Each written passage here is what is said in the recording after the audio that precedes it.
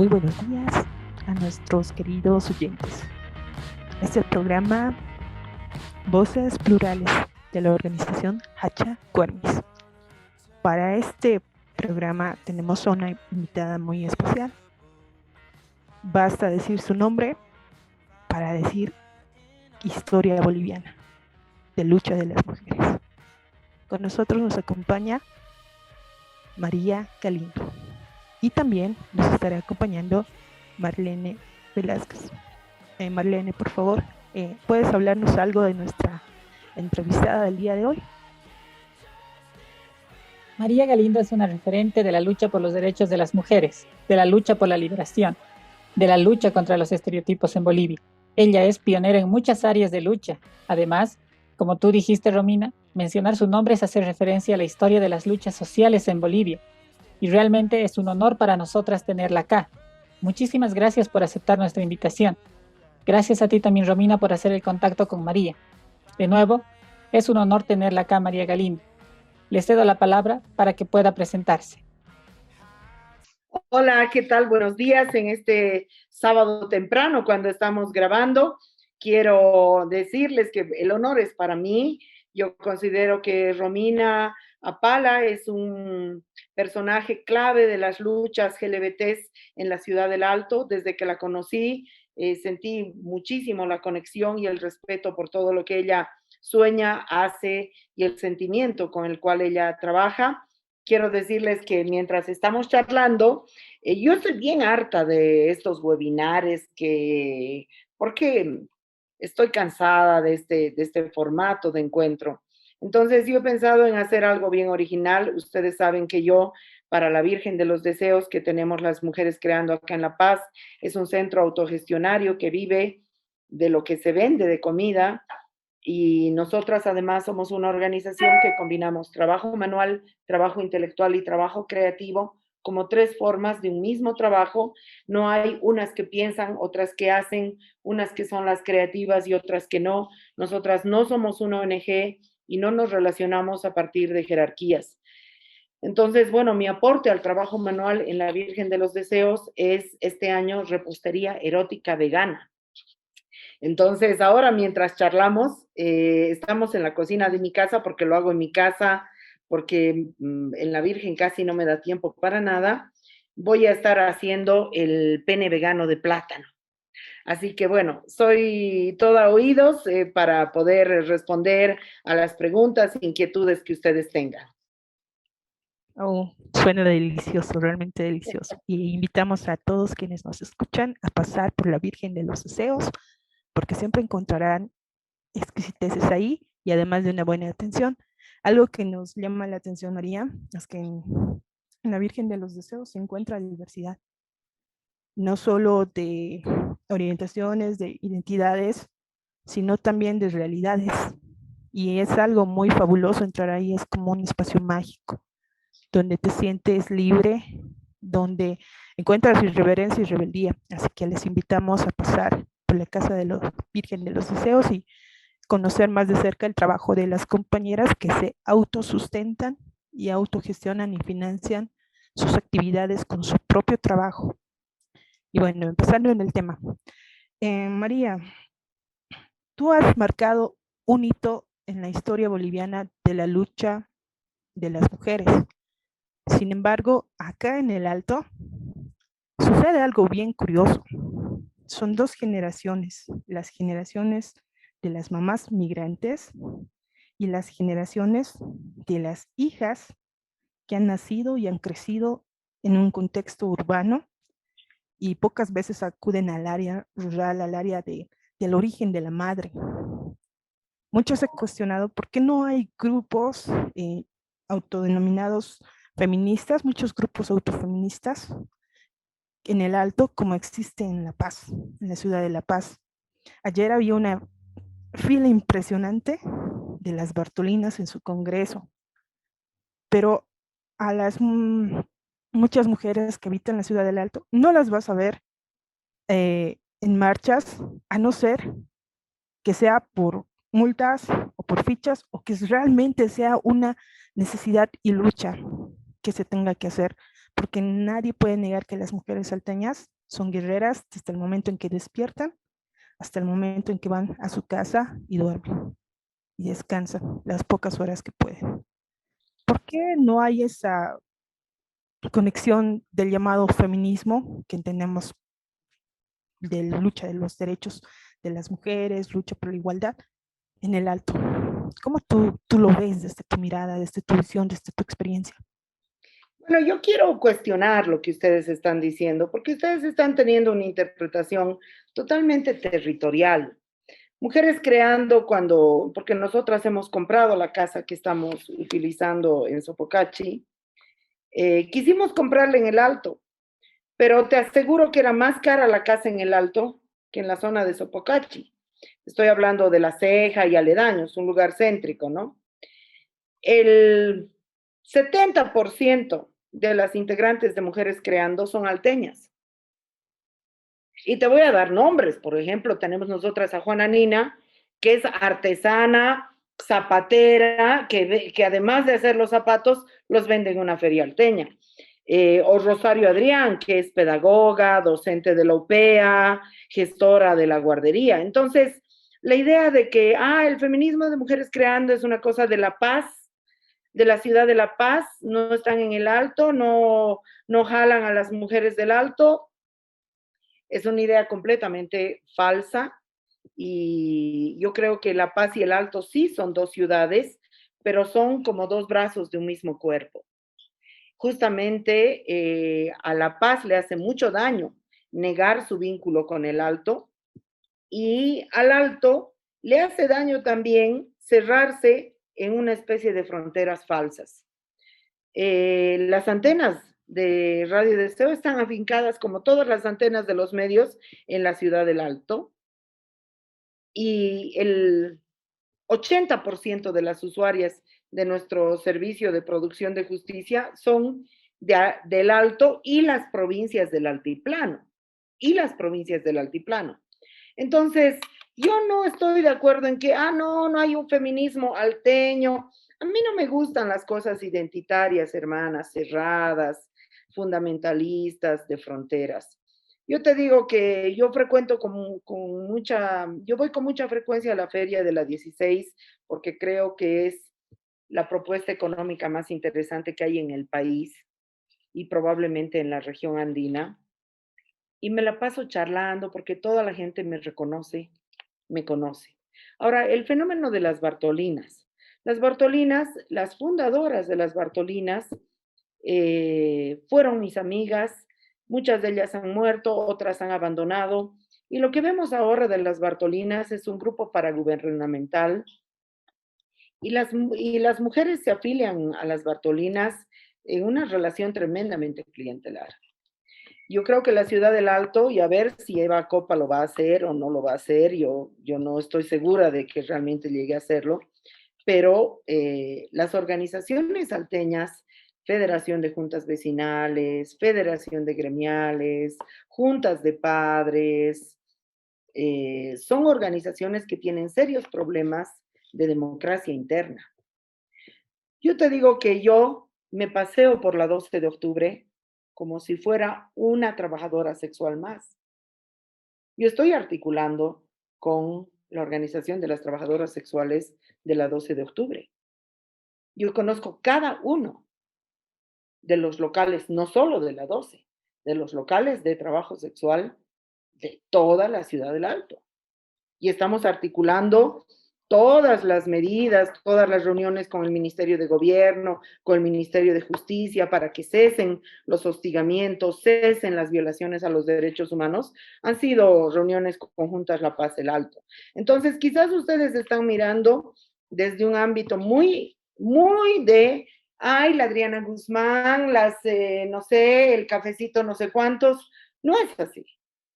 Están ustedes mirando desde una lógica también muy ajena de señoritas, que no es, nosotras somos birlochas, chotas, cholas, birlochas, lesbianas, antiseñoritas, ¿no? Y Mujeres Creando no es una organización paseña, no es una organización alteña, es una organización de carácter nacional, porque también nosotras tenemos y no tenemos casas en todo el país porque no tenemos el dinero, pero tenemos instalada una referencia de feminismo a nivel nacional.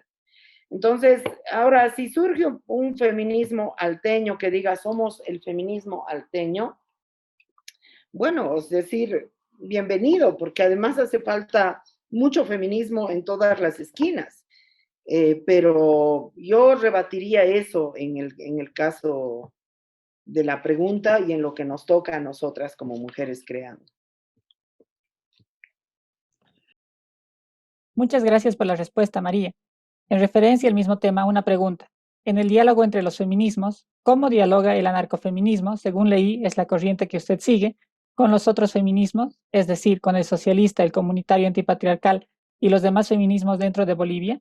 Te cuento que yo tengo una interpretación completamente rara, ¿no? Es decir, las puertas de la Virgen de los Deseos y de la Radio Deseo, tanto en Santa Cruz como en La Paz, están abiertas para que cualquier compañera que tenga el rótulo de feminista o no tenga el rótulo de feminista, nos quiera plantear lo que quiera.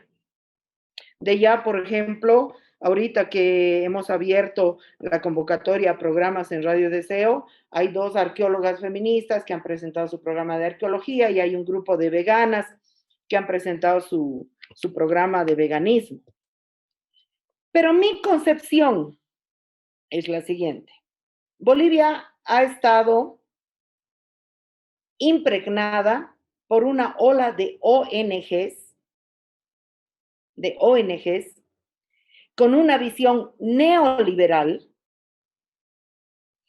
que han sacado y sacan dinero de la cooperación internacional a nombre y a costa del sufrimiento de las mujeres bolivianas. Esas ONGs, tipo Coordinadora de la Mujer, Gregoria Paza, etcétera, etcétera, han empezado a insuflar una serie de categorías que muchas compañeras repiten de memoria, como empoderamiento, todas las categorías alrededor de la violencia, y todas esas cambian de camiseta según cambia el gobierno. Se ponen camiseta rosada cuando era gobierno de Sánchez de Lozada y se han puesto camiseta azul cuando era gobierno de Evo Morales. Entonces, esas organizaciones, esas ONGs, son las que se dicen, somos el feminismo boliviano. Esas ONGs son las que han negociado mal, porque está mal escrita, la ley 348. A Mujeres Creando, por ejemplo, ni nos han dejado participar, porque además no son plurales. Entonces, por un lado, yo a esas ONGs no las llamo feministas, sino las llamo tecnocracia de género, que quiere decir un conjunto de profesionales que usan la categoría de género deformándola para hacer un proyecto funcional al neoliberalismo y al poder del Estado, a los gobiernos, cualquiera sea, y que son básicamente mujeres profesionales blancas de la élite, pero que se disfrazan de que son pro indígenas, de que son pro jóvenes, de que son pro LGBT, etcétera. Pero a la hora de que se mata a una mujer en este país, esa familia no tiene para la autopsia, no tiene para los papeles, no tiene para el abogado, no tiene para nada. Por otro lado, hay grupos de mujeres feministas, pequeños, por aquí, por allá, que para mí no necesariamente expresan el feminismo boliviano. Yo tengo una categoría que le llamo feminismo intuitivo, que creo que es un feminismo masivo, popular y que están haciendo de abajo hacia arriba. Que es una gran masa de mujeres en todas las ciudades del país, en todas las capitales de provincia, mayormente jóvenes, pero también mujeres no tan jóvenes que se están rebelando. Si tú vienes un día a la Virgen de los Deseos, a nuestro servicio de justicia, y ves la cola que hay desde las 8 de la mañana, nosotras abrimos recién a las 9, pero atendemos por orden de llegada, y hablas con esas mujeres, Esas mujeres no han pasado por un tallercito de autoestima ni demás tucuimas, pero están absolutamente conscientes que ya no quieren vivir violencia, que quieren frenar esa violencia y que quieren fundar un tipo de familia más horizontal y diferente en sus casas, con sus guaguas. Y muchas de ellas algunas son fruteras, verduleras, otras vienen desde Mecapaca, que son agricultoras. Entonces, yo creo que las mujeres bolivianas, y por eso hemos logrado colapsar el sistema de justicia con una infinidad de denuncias sobre violencia, las mujeres bolivianas estamos protagonizando un feminismo muy poderoso que se llama feminismo intuitivo, que es un feminismo al que no le hemos puesto nombre, pero que tiene detrás una gran rebelión.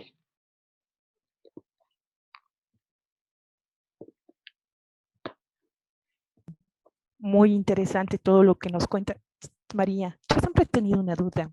¿De dónde nace ese sentimiento de lucha de María Galindo? Porque cuando la escuchas en la calle, cuando la escuchas en los distintos espacios en los que Mujeres Creando está gritando justicia, gritando una protesta a este Estado opresor, sientes una indignación grande y te sientes ese sentimiento de rabia porque las cosas sigan así. Cuando vas a la Virgen, también sientes esa energía y sientes ese deseo de cambiar.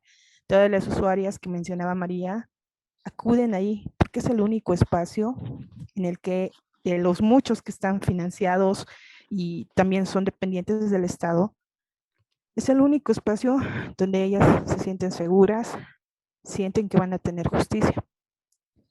Entonces, yo te quiero preguntar, María, ¿de dónde surge este sentido de tu lucha? ¿De dónde un día tal vez María Galindo despierta y dice, yo tengo que luchar por las mujeres, yo tengo que hacer esto en Bolivia? ¿Qué inició tu lucha? Mira, hermana, yo no soy, aunque algunos quisieran que fuera, yo no soy extraterrestre, ¿no? Yo soy una persona boliviana, he crecido siempre aquí. Y yo te digo que lo que nació en mí, lo tenemos todas las mujeres adentro. Nació de rebeldía. O sea, ¿qué es lo que más necesitamos ahorita las mujeres para organizarnos, para cambiar la sociedad y la situación en la que vivimos? Es rebeldía. Entonces, lo que a mí me mueve es la rebeldía. Yo soy una mujer rebelde, yo alimento mi rebeldía. Porque probablemente yo también fui una feminista intuitiva, que no le llamaba feminismo a mis formas de rebelarme. Cuando yo era muy joven, yo tengo 56 años, cuando yo era muy joven, estaba convencida de una sola cosa, que en la sociedad boliviana vivimos en una sociedad tremendamente injusta, que es una sociedad que hay que cambiar.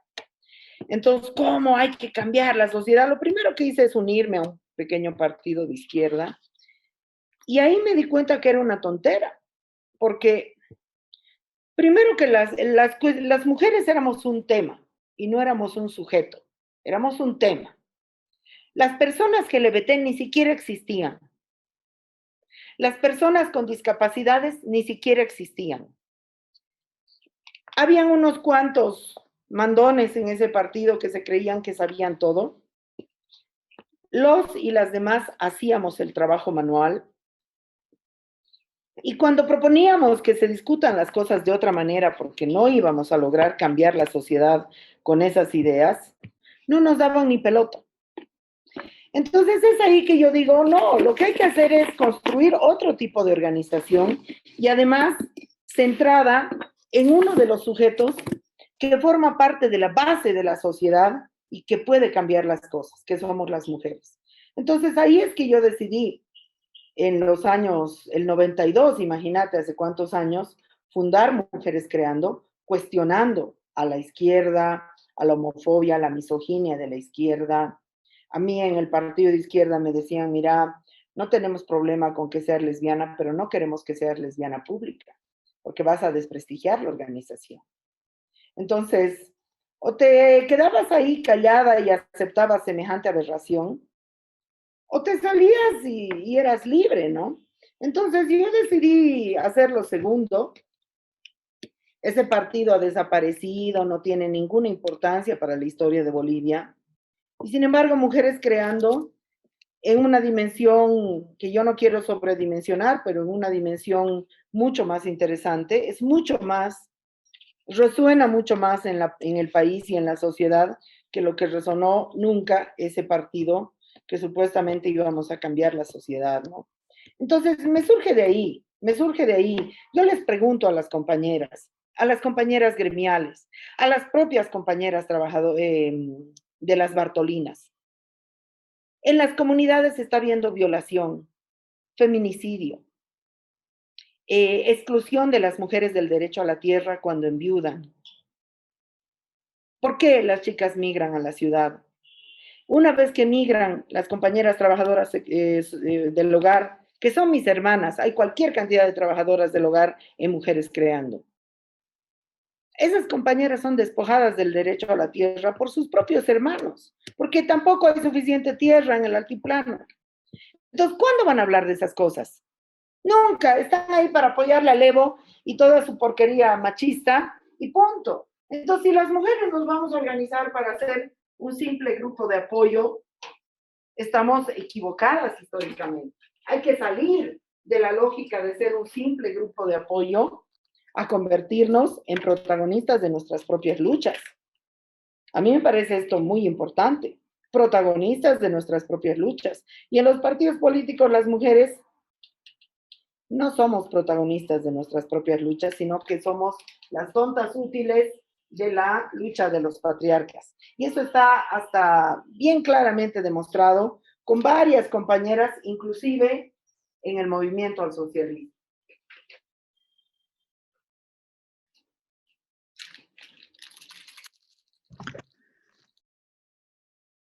Dentro del pasar de los años, del pasar de la historia, de la lucha colectiva de las mujeres, ¿cómo has ido viendo los cambios que se dieron en cuanto a la sociedad, no en cuanto a la legislación? Es decir, ¿has notado que hubo algún cambio o avance en favor del respeto de la libertad real de las mujeres en cuanto a los estereotipos sociales, en cuanto a la estructura social? Mira, es bien interesante tu pregunta, porque los cambios en una sociedad no se miden por los cambios en las leyes, se miden por los cambios en las relaciones sociales. Y yo te voy a responder con hechos que se pueden tocar con las dos manos. Hace poco, si ustedes siguen mi programa, van a ver que no les estoy mintiendo. Hace poco vinieron dos estudiantes de la carrera de, creo que era de Ingeniería Medioambiental de la UPEA. Ellas estaban trayendo una denuncia de carácter académico. Y les pregunté, ¿cuántas mujeres hay en tu carrera? Y me dijeron, somos el 80%. Hoy día, en todas las universidades públicas, por lo menos el 50% más uno de todas las carreras está compuesto por mujeres. Yo soy eventualmente docente en la universidad, a veces me invitan, luego me desinvitan. Pero cuando soy docente voy, entro a la clase, siempre hay montones de chicas. Les digo, compañeras, ¿cuáles de ustedes son hijas de abogadas, ingenieras, no sé, médicas? Nadie. ¿Cuántas de ustedes son hijas de comerciantes, incluso de agricultoras? Todas levantan la mano. ¿Cuántas de ustedes tienen madres que han salido bachilleres?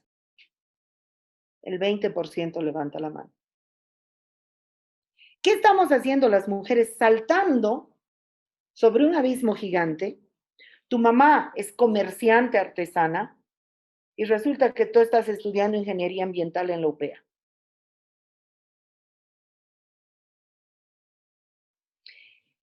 Y eso no es gracias al Evo, por decreto de no sé quién. No, esa es la fuerza de lucha de las mujeres.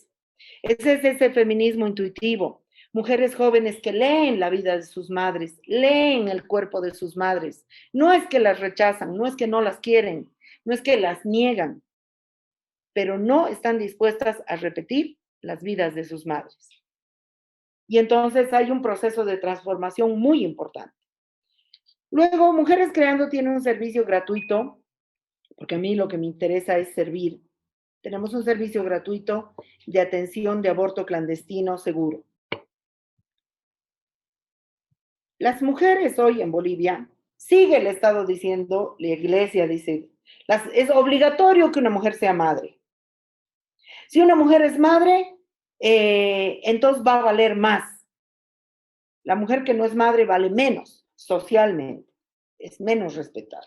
Sin embargo, cuando una chica se embaraza, lo primero que ella solita se pregunta sin necesidad del cura ni de nadie más es, ¿quiero tener esta guagua o no quiero tener esta guagua?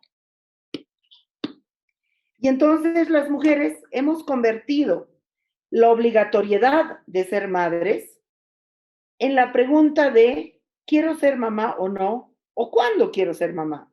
Porque puede ser que ahora quiera abortar, pero en 5 años quiera ser mamá. Entonces, esto es muy importante.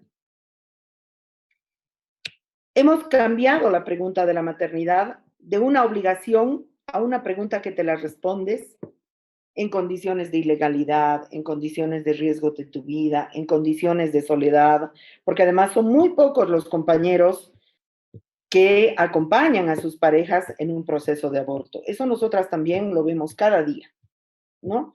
Los compañeros, es decir, y otra cosa, la vida sexual. La virginidad para las mujeres bolivianas, y lo puedo firmar donde quieras, no es un valor importante. Pero probablemente para las generaciones de nuestras madres, de las madres de ustedes, haya sido un valor más importante. Las mujeres están dispuestas a explorar su sexualidad. Las mujeres hemos asumido la soberanía sobre nuestros propios cuerpos. Yo, por ejemplo, se hace un montón de programas sobre la moda chola. Y a mí me interesa una cosa de esos programas, una exploración estética de me visto como me dé la gana. Soy chola y ser chola significa escoger una blusa, los colores, las transparencias, los escotes están al orden del día. En las chicas jóvenes, virlochas, chotas, también. Sí, o sea, sentarte nomás en la ceja y mirar cómo está vestida la gente, te das cuenta que mientras los hombres no han cambiado sus patrones de vestido, generalmente es color oscuro, generalmente es, bueno, ropa muy cómoda, generalmente es. En el caso de las mujeres, los patrones de la soberanía de me visto como me da la gana, aunque sabes que te van a acosar, que te van a decir en el minibús, en todo lado alguien se va a permitir decir algo sobre cómo estás vestida, las mujeres nos estamos vistiendo como nos da la gana. Es increíble. Hemos asumido la soberanía. Y de la soberanía sobre, tú dirás, es una banalidad, no lo es. De la soberanía de cómo nos vestimos, vamos a pasar a otras formas de soberanía. Entonces, yo creo que hay muchos cambios. Por ejemplo, a mí me impresionó mucho, yo conocí a Romina en la organización de un concurso de transformismo en el Alto, y a mí me impresionó la cantidad de candidatas que tenía el concurso de Romina. La convocatoria del público no era muy grande, pero la convocatoria de las concursantes era grande y estaban muy bien transformadas las compañeras trans. Quiere decir que han surgido nuevas voces. Han surgido muchas voces. Hay voces en todo lado para la disidencia sexual. Nadie es dueño de la disidencia sexual. Hay montones de voces trans, hay montones de voces lésbicas, hay montones de voces maricas. Y esto a mí me parece lindo. Antes, eso no había, hermana. Eso era como, no, seguimos pagando un precio muy alto. Eso no voy a decir, qué facilito que es. No es fácil. Seguimos pagando un precio muy alto, pero hay muchas voces. Muchas gracias, María. Realmente siempre es un gusto escucharte porque creo que eres una de las personas que más puedo enseñar y escucharte nos provoca la reflexión. Sin embargo, también es algo importante que quisiéramos mencionar en el tema político en Bolivia y las distintas corrientes políticas partidarias que han ido surgiendo en los últimos años. María Galindo ha jugado un rol fundamental. Nadie puede negar que en la época de la pandemia, tu programación ha sido una de las más vistas, más escuchadas. La gente ha apagado prácticamente la televisión y se ha enfocado en las redes sociales y ha escuchado miradas que nunca antes les habían dado la oportunidad en las empresas televisivas. Realmente, para ti, ¿qué ha significado esta pandemia en el ámbito político? ¿Cómo, cómo lo has visto? Tú que has tenido la oportunidad de entrevistar a tantas personas y conocer de cerca toda esta realidad. La verdad es que la pandemia ha sido muy dura para la población. La pandemia ha sido muy dolorosa. Yo creo que la sociedad boliviana es una de las sociedades que ha reaccionado de manera más interesante, porque creo que mucha gente no ha renunciado a hacer un culto de despedida de sus muertos. Unos dirán, eso es una locura, es contagio, pero tienes que hacer ese despacho de alma que estamos aquí. No es una simple costumbre, sino que es una cuestión humana fundamental, porque no podemos agarrar un muerto y botarlo como si fuera basura en una bolsa negra, como se ha hecho en otras sociedades. Entonces yo creo que a pesar de que ha sido muy doloroso, de que ha habido mucha, por lo Lina, que la conozco bien y que es donde he estado actuando, ha tenido sabiduría la sociedad, ha tenido bastante sabiduría. La gente se ha volcado también a métodos caseros de medicina tradicional que sí han sido válidos, no me van a decir que no han sido válidos. Una cosa es que no estén validados por el conocimiento científico de la universidad, pero todo lo que son las protagonistas de la medicina tradicional, yo las respeto enormemente y creo que han aportado de manera impresionante al tema de la pandemia. Las parteras a la orden del día también, porque era muy peligroso, mientras que en un hospital no te recibían mal o te podías contagiar. Una partera te podía atender con total amor. Yo he estado entrevistando y por eso es que además algunas parteras se han vuelto bastante famosas. Entonces, mi respeto al trabajo que han hecho las parteras, mi respeto al trabajo que han hecho todas las compañeras verduleras, han seguido provisionando de frutas, de verduras, las ciudades en plena pandemia, han luchado contra la policía, contra el hambre y creo que ha sido muy duro enfrentar además a un gobierno como era el gobierno de Yanine Áñez, que amenazaba, que utilizaba la discriminación racista, el miedo, para que la gente esté asustada, ¿no? Entonces, yo creo que la sociedad boliviana, con todo, ha reaccionado muy bien. Lo que me molesta es lo que está haciendo en este momento el gobierno del señor Catacora, porque la pandemia no es simplemente, ahora las vamos a vacunar, estamos comprando vacunas, no dicen en cuánto están comprando y con eso no se va a solucionar. La pandemia debería llevar a la sociedad boliviana a discutir el modelo productivo capitalista, extractivista y depredador que está destruyendo el Illimani, que está destruyendo el bosque húmedo que rodea la ciudad de Santa Cruz. ¿Cómo es posible que la ciudad del Alto no tenga un procesamiento de basura, un procesamiento de aguas? ¿Cómo es posible que la ciudad de La Paz no tenga un procesamiento de basura y de aguas también? Entonces, deberíamos estar discutiendo la pandemia en sus causas y no simplemente, los voy a vacunar y hacer la solución. Eso no es millones que hay que invertir en los seres humanos, hay que invertir en las ciudades. Y sin embargo, ahora estamos metidos en no sé qué discusión de pugna de poder y la gente no interesa. De nuevo, la gente no interesa. Yo estoy cansada de un régimen que le da la espalda a la gente para aferrarse al poder.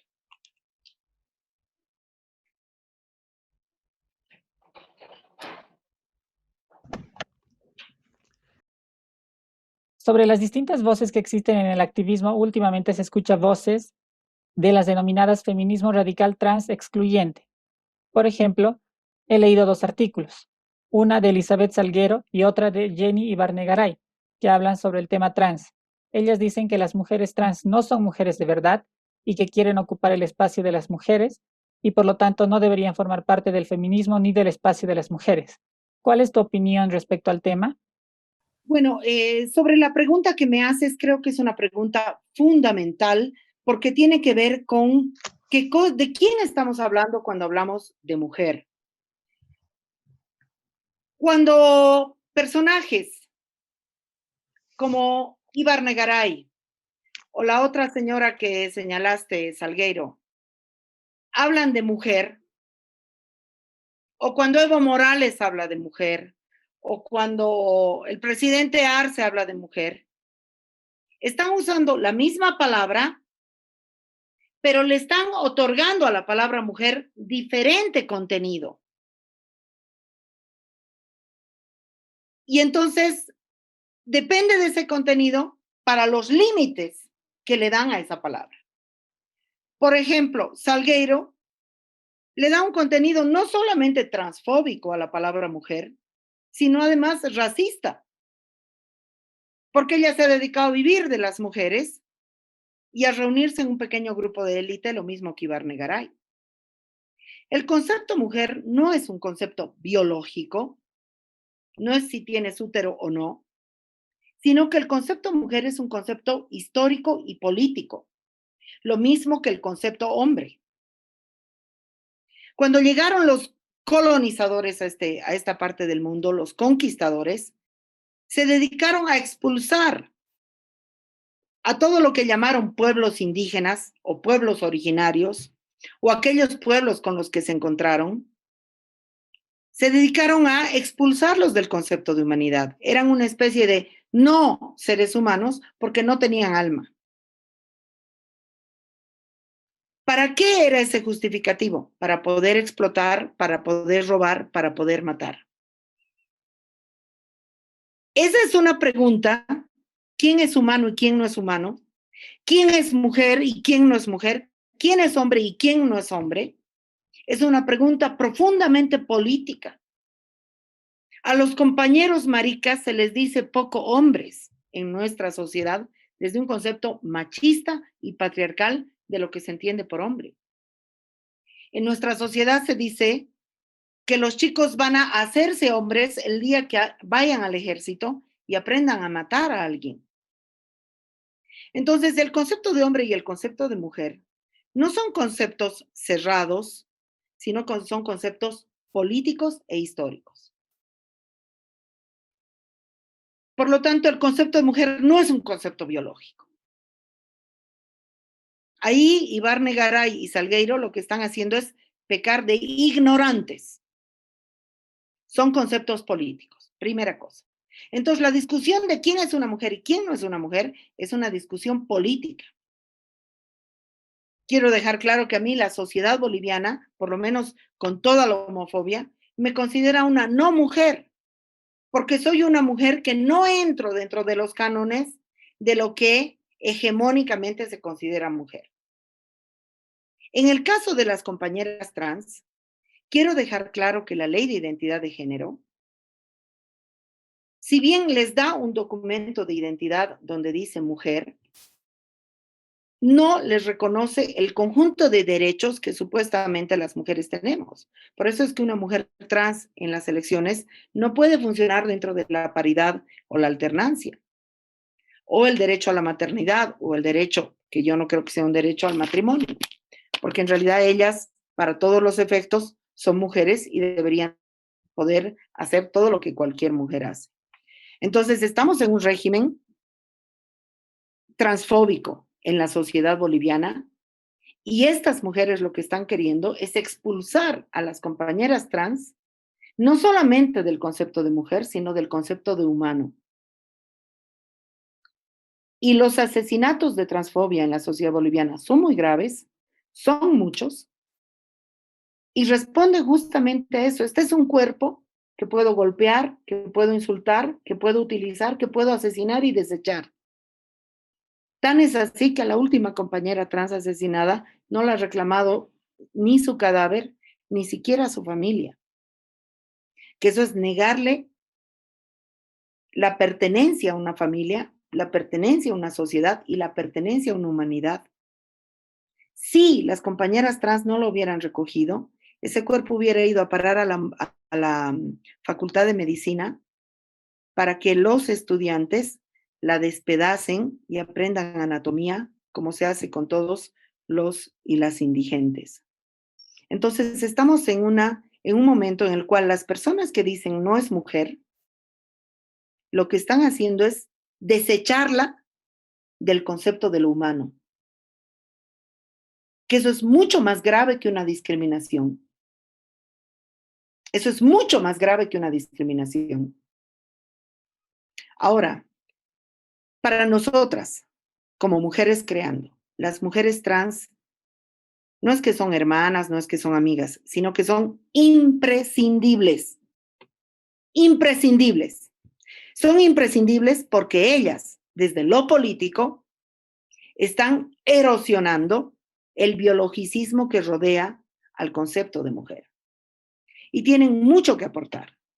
Y yo coordino, nosotras tenemos al grupo Las Intransigentes como parte integrante de Mujeres Creando y como parte integrante de Radio Deseo, y ellas tienen horario estelar porque lo que tienen para decir lo tiene que escuchar una ama de casa, una maestra, un policía, un chofer de taxi y absolutamente todos.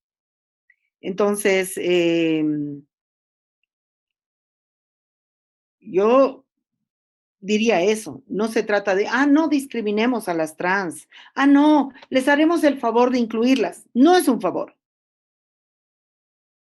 Los colectivos feministas necesitan replantearse y la sociedad entera necesita replantear su concepto de hombre y su concepto de mujer. O desechar el concepto de hombre y el concepto de mujer. Y eso solo es posible a través de toda esta emergencia tan importante de las personas trans. Y quiero decir que yo he hecho una investigación con el primer diccionario de la lengua aymara, que es el diccionario de Ludovico Bertonio, elaborado en el siglo XVI a orillas del lago Titicaca.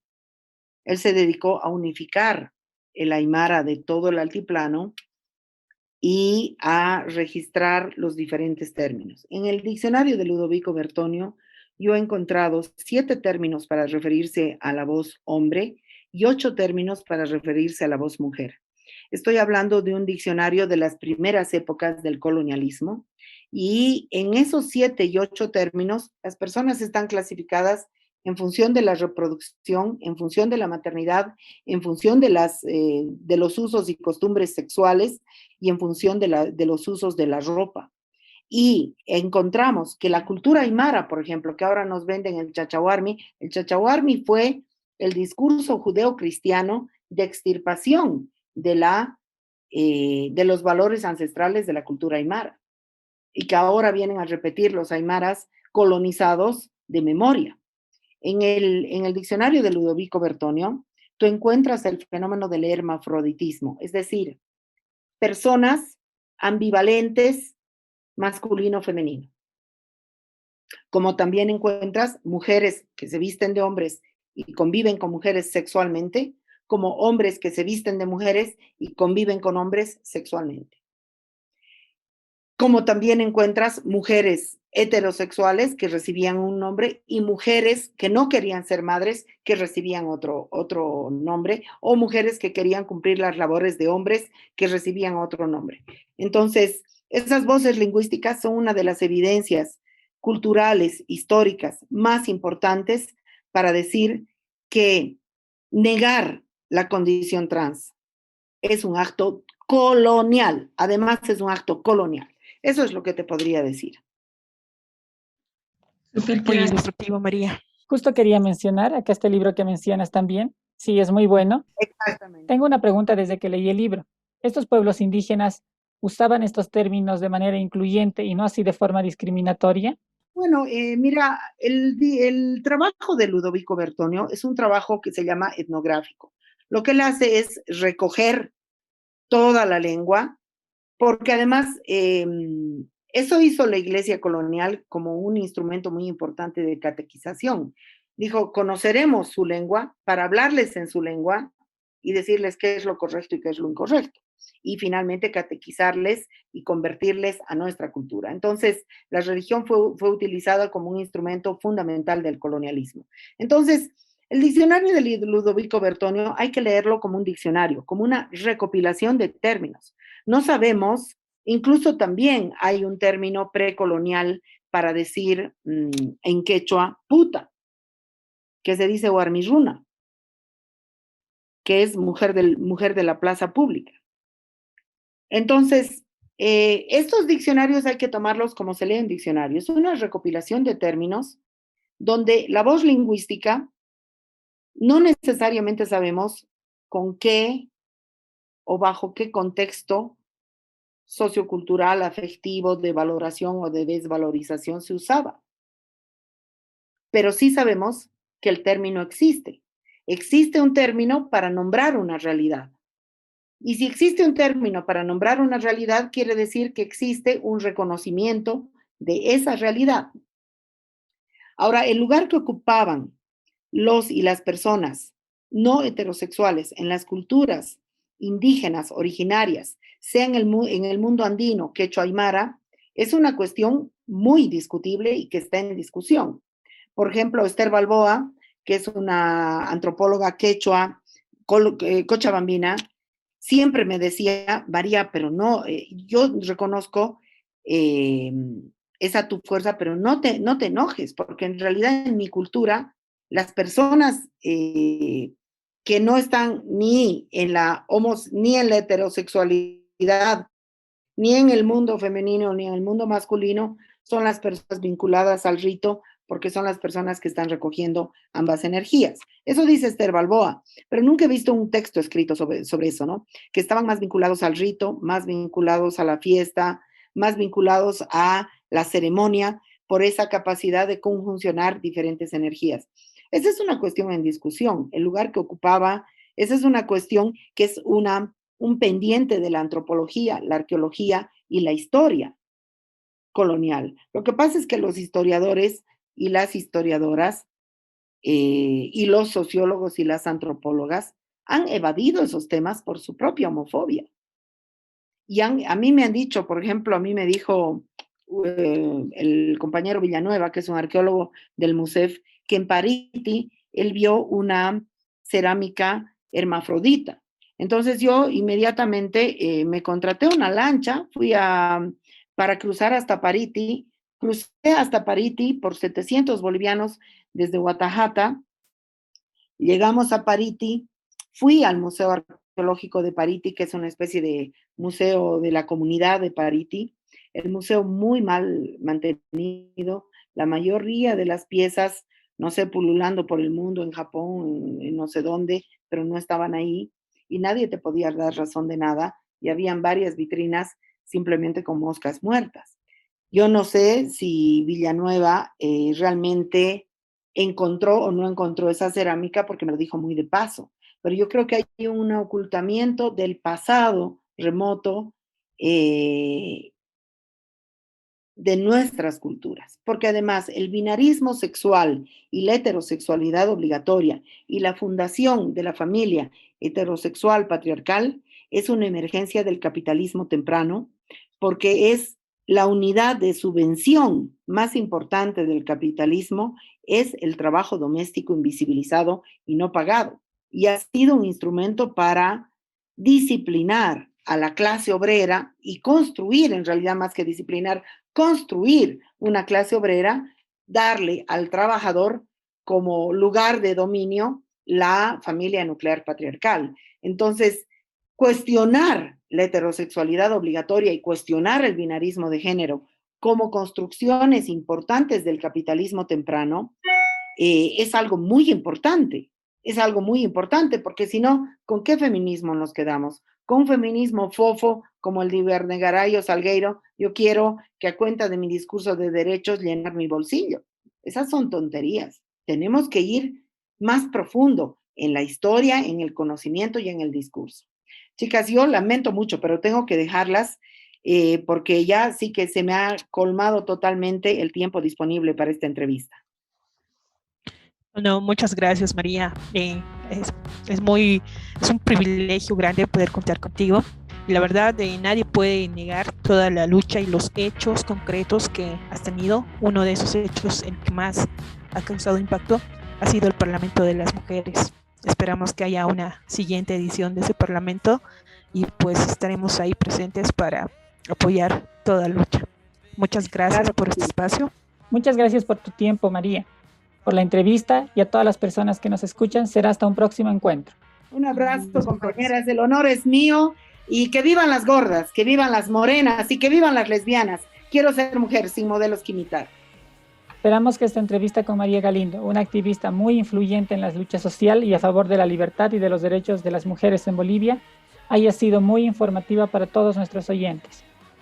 Este fue el programa número 5 de Voces Plurales de la organización Hacha Guarmis. Hasta una siguiente oportunidad.